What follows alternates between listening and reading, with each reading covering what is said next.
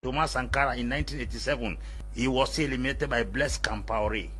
You come to Central African Republic, there's David Dacko. David Dacko was to change the nation in another dimension, but a man called Bokasawa used to eliminate him.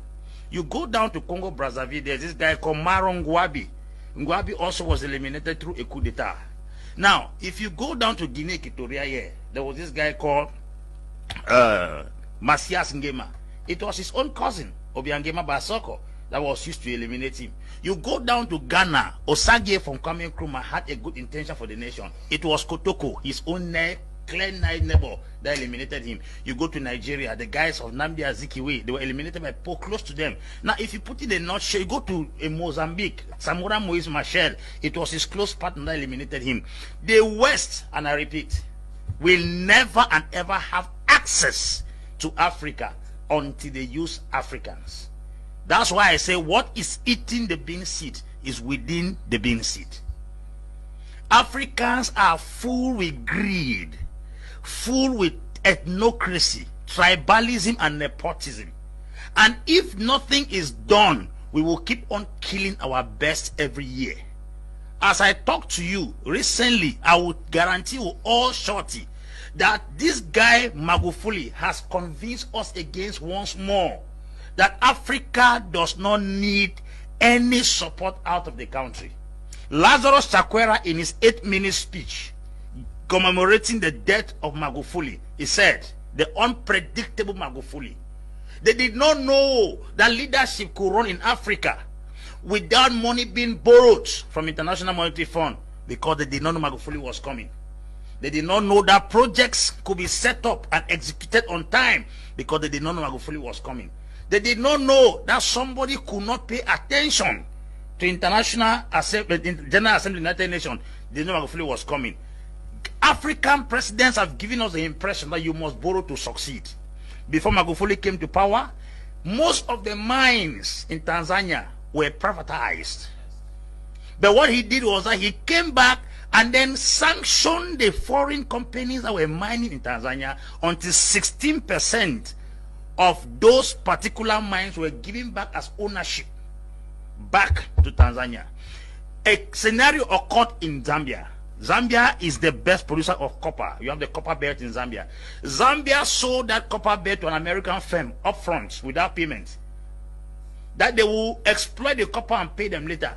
American firm came, took that particular copper belt, turned it within 2 years and paid the money upfront, and is giving Zambia a 0.00 something% as royalty for their mine. Was that colonialism? It is talking about stupidity and poor management.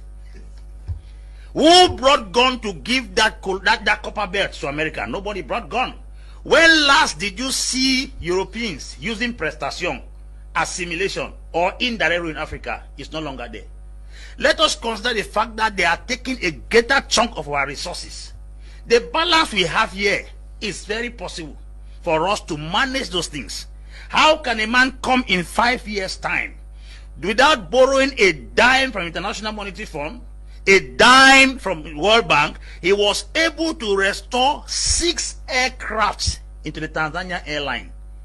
He was able to build bridges, build railway, restore back the Julius Nyerere hydroelectricity project that could give Tanzania 99% guarantee of electricity throughout the year without borrowing a dime.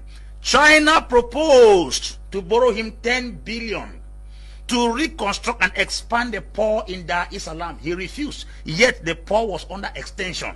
Where did he get the money? That's what we are talking about.